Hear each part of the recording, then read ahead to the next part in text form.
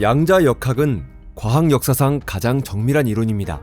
그 예측은 경우에 따라 소수점 이하 14자리까지 이르는 정확도로 실험을 통해 검증되었습니다. 이 정도의 정밀도에 근접할 수 있는 물리 이론은 다른 어떤 것도 없죠.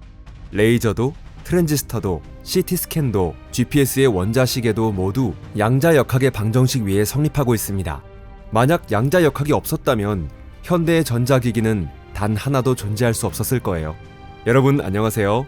하지만 흔히 그렇듯 가장 뛰어난 것일수록 가장 큰 문제 또한 안고 있는 법이죠. 양자물리학에서 그 문제란 이 이론이 도대체 무엇을 의미하는지에 대해 100년이 지난 지금까지도 물리학자들이 합의에 이르지 못하고 있다는 것입니다. 뉴턴 역학이라면 모든 것이 명확합니다. 사과는 떨어지고 행성은 궤도를 그리며 수식은 그것을 설명해줍니다. 하지만 양자역학은 완전히 다른데요. 양자의 세계에서는 모든 물체가 입자이면서 동시에 파동이기도 하다고 여겨집니다. 예를 들어 주머니 속의 돈이 꺼내서 확인하기 전까지는 액면가 100의 지폐인 동시에 액면가 1의 동전이기도 한 것과 같죠. 그런 이야기는 마치 터무니없는 소리처럼 들리고 일상의 감각으로 보자면 실제로도 그렇습니다. 그런데도 이상하게 양자의 세계에서는 정말로 그렇게 되어 있습니다. 그리고 이 이중성을 없애는 것은 불가능하죠. 이것이야말로 양자역학 전체를 떠받치는 토대이기 때문입니다. 그렇기 때문에 이 문제를 둘러싸고 지금도 치열한 논쟁이 계속되고 있습니다. 토픽에 오신 것을 환영합니다. 이 영상에서는 그 논쟁의 핵심이 어디에 있는지 함께 살펴볼게요. 그리고 무엇보다도 왜 이 논쟁에는 애초에 최종적인 결론이 내려지지 않을 가능성이 있는지에 대해서도 생각해 보겠습니다. 시작해 볼게요.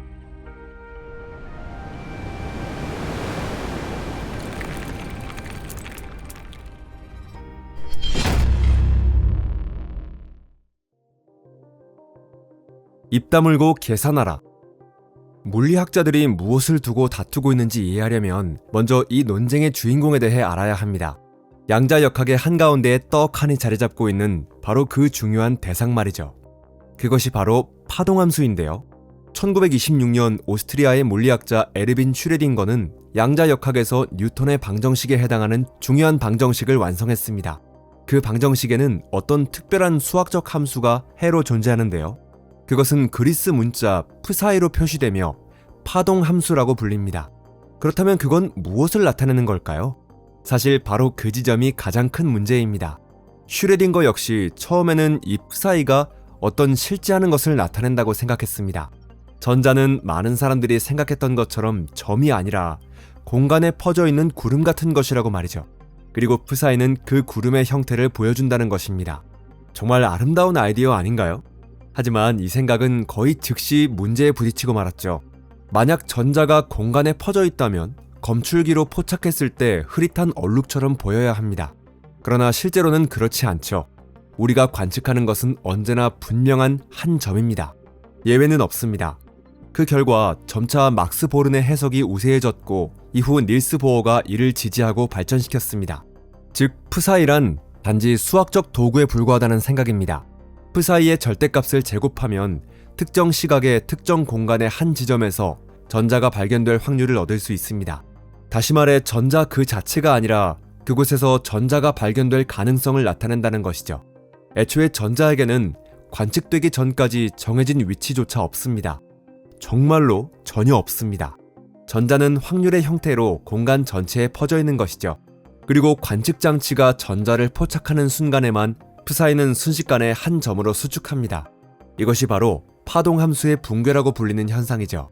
이 사고방식은 보어가 연구하던 도시의 이름을 따서 코펜하겐 해석이라는 이름으로 교과서에 실리게 되었습니다. 그리고 지금도 교과서에서 가장 주류적인 입장으로 남아있죠. 무려 100년 동안 말입니다. 하지만 애초에 붕괴란 무엇일까요? 관측의 순간에 도대체 무슨 일이 일어나는 걸까요? 그것은 누구도 알지 못합니다. 그래서 과학자들은 붕괴는 일어나는 현상이라고 받아들이고 쓸데없는 것은 더 생각하지 말자라고 제안했습니다. 이런 태도는 입 다물고 계산이나 해라라는 유명한 표현으로 남아 물리학자들 사이에서 일종의 전설처럼 회자되었습니다. 하지만 그런 설명만으로는 납득할 수 없는 사람들은 어느 시대에나 있었죠. 그렇게 해서 그들과 코펜하겐 학파의 논쟁은 100년에 걸쳐 계속되고 있는 것입니다. 현재 이 논쟁에는 적어도 5개의 유력한 학파가 존재합니다. 각각 독자적인 세계관을 가지고 있지만 어느 쪽도 수학적으로는 실험 결과와 모순되지 않으며 지금까지 어느 하나도 증명되거나 반증되지 않았죠. 그들이 무엇을 주장하는지 살펴볼게요. 현실의 5가지 버전. 먼저 가장 오래되었고 지금도 가장 큰 영향력을 지닌 해석부터 시작해 보겠습니다. 바로 코펜하겐 해석인데요. 그 입장은 이미 말씀드린 것처럼 단순하면서도 매우 대담합니다. 파동함수란 확률을 계산하기 위한 도구일 뿐 실제로 존재하는 물체는 아니라는 생각이죠. 애초에 프사이가 무엇인지를 묻는 것 자체가 의미 없으며 현실은 관측의 순간에 비로소 탄생한다고 봅니다. 그 전까지 존재하는 것은 오직 확률뿐이죠. 그런데 이 입장에는 커다란 문제가 3가지 있는데요. 첫 번째는 앞서 이야기한 붕괴라는 허점입니다.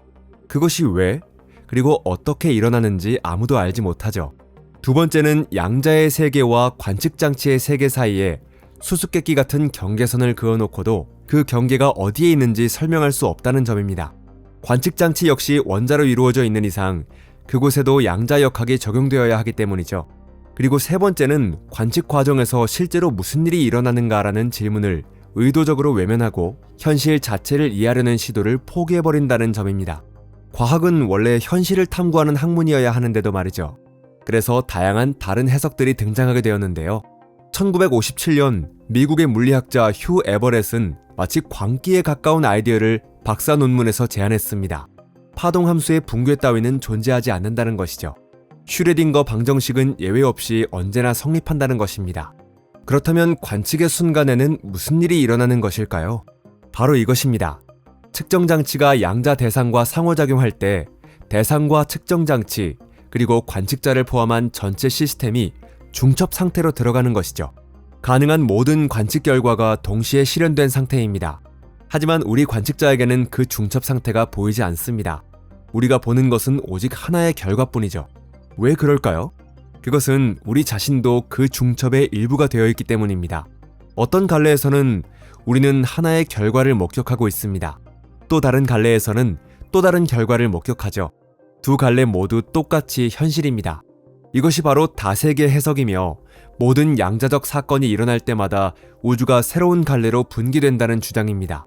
정말 황당하고 마치 SF 이야기처럼 들리죠. 그런데 수학적으로는 이 이론이 완벽합니다. 게다가 붕괴 자체를 필요로 하지 않기 때문에 코펜하겐 해석의 가장 큰 문제를 우아하게 해결하죠. 다만 그 대가는 매우 큽니다. 무한히 존재하는 평행세계와 그 안에 존재하는 무수한 나를 받아들여야 하기 때문이죠. 세 번째 학파는 완전히 반대의 길을 선택합니다. 그것이 바로 파일럿파 이론 또는 드브로이 봄 이론인데요. 이 이론에서는 전자가 역시 실제로 존재하는 점 형태의 입자라고 생각합니다. 전자는 평범한 공처럼 언제나 정해진 위치를 가지고 있습니다. 공간 전체에 퍼져 있는 것이 아닙니다.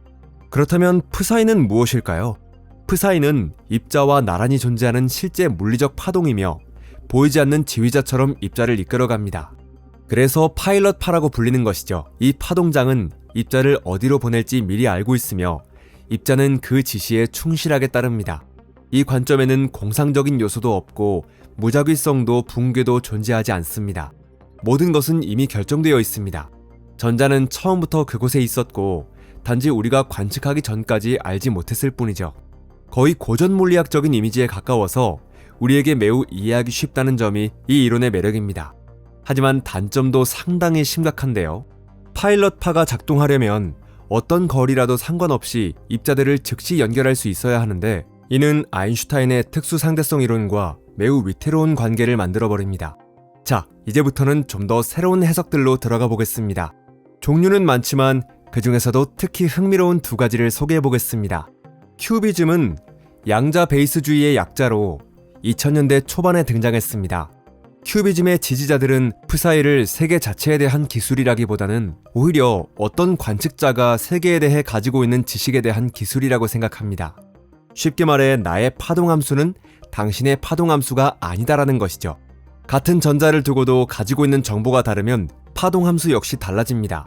현실은 객관적으로 존재하지만 프사이는 그 현실과 직접적인 관계가 없죠. 프사이는 마치 경마 예측가처럼 관측자가 미래의 결과에 베팅하기 위한 도구인 것입니다.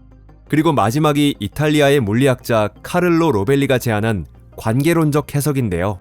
이 생각은 더욱 독특합니다. 그것은 단지 관측자의 지식만의 문제가 아니라고 말합니다. 물리적 성질 자체가 절대적으로 존재하지 않는다는 것이죠. 그것들은 어떤 시스템이 다른 시스템과 상호작용할 때에만 나타나는 것이라고 말합니다. 전자는 어떤 장치에 대해서는 정해진 위치를 가지면서도 다른 장치에 대해서는 위치를 갖지 않을 수 있습니다. 이 세계관에서는 현실 그 자체마저도 절대적인 것이 아니라 상대적인 것이 되죠. 현실은 말하자면 수많은 국소적 현실들로 나뉘게 됩니다. 다만 다세계 해석에서 말하는 의미는 아니고요. 단순히 서로 다른 관측자들이 같은 시스템을 서로 다른 방식으로 기술할 수 있으며 그런 기술들이 하나의 절대적인 그림으로 수렴할 필요는 없다는 뜻입니다. 가장 골치 아픈 점은 이 모든 해석들이 실험에서 똑같은 결과를 예측한다는 것입니다. 기본적으로는 관측만으로 구별할 수 없습니다. 다른 것은 오직 현실을 어떻게 이해하느냐라는 세계관뿐입니다. 그러면 당연히 이런 의문이 떠오르겠죠. 과연 이들 가운데서 옳은 것을 선택할 방법이 있을까요? 아니면 단순한 취향의 문제일 뿐이라서 물리학으로는 어떻게 할 수 없는 걸까요? 이제부터가 가장 짜릿한 부분인데요. 지난 15년 동안 물리학자들은 마침내 이 논쟁을 조금이나마 앞으로 나아가게 할 방법을 찾아냈기 때문입니다. 결판을 내는 것이 아니라 논쟁의 방향을 조금 비트는 방법을 말이죠. 어느 정리의 이야기. 2011년 영국의 세 물리학자 매슈 퓨지, 조너선 베럿, 테리 루돌프는 물리학계에 큰 충격을 남긴 프리프린트를 발표했습니다. 그들의 동료인 안톤 차일링거는 이 연구를 두고 벨 정리 이후 양자역학 기초이론 분야에서 가장 중요한 성과라고 평가했죠. 참고로 벨 정리는 20세기 후반 이 분야에서 가장 위대한 성과로 여겨지는 업적입니다. 그렇다면 퓨지, 베럿, 루돌프는 대체 무엇을 해낸 걸까요? 그들은 하나의 수학적 정리를 증명했습니다. 그것은 세 사람의 머리글자를 따서 PBR 정리라고 불리죠. 그 내용은 다음과 같습니다. 만약 양자계가 관측되기 전부터 파동함수로 환원될 수 없는 실제 물리적 상태를 가지고 있다고 가정하고 동시에 서로 별도로 준비된 계들이 진정으로 독립적이라고 가정한다면 파동함수는 단순한 계산 도구가 아니라 물리계 안에 실제로 존재하는 어떤 것에 대응되어야 한다는 것입니다. 다시 말해 이런 뜻인데요. 만약 프사이가 현실 그 자체가 아니라 단지 우리의 지식만을 나타내는 것이라면 양자역학의 예측과 수학적 모순이 발생하게 됩니다. 하지만 양자역학의 예측은 앞서 말씀드렸듯이 수천 건의 실험을 통해 검증되었죠. 그렇다면 프사이는 단순한 수학적 추상 개념이 아니라 역시 현실에 존재하는 무언가라는 결론에 이르게 됩니다. 이것은 프사이를 실체가 아닌 단순한 도구로 보는 모든 해석에 대한 커다란 타격이었습니다. 이렇게 들으면 마치 PBR 정리가 이 문제에 종지부를 찍은 것처럼 느껴지죠. 현실주의자들의 승리로 끝났고 이제는 다세계 해석과 파일럿파 이론 가운데 어느 쪽이 옳은지만 결정하면 되는 것 아닐까요? 아직 그렇게 서두를 때는 아닙니다. 이 정리에도 몇 가지 약점이 존재하는데요. PBR 정리의 결론은 무조건적으로 도출되는 것이 아니라 특정한 전제 조건 위에서 성립하기 때문입니다. 그 중에서도 가장 중요한 것이 바로 그 독립성 가정인데요. 제가 어느 연구실에서 양자계를 준비하고 여러분이 1000km 떨어진 다른 연구실에서 또 다른 양자계를 준비했다면 이 두 시스템은 아무런 연결도 되어 있지 않아야 한다는 것입니다. 얼핏 보면 너무도 당연한 이야기처럼 보이지만 양자역학에서 당연하다라는 말만큼 위험한 것은 없겠죠. 일부 물리학자들은 왜 독립성을 전제로 가정해야 하는가라는 의문을 제기합니다.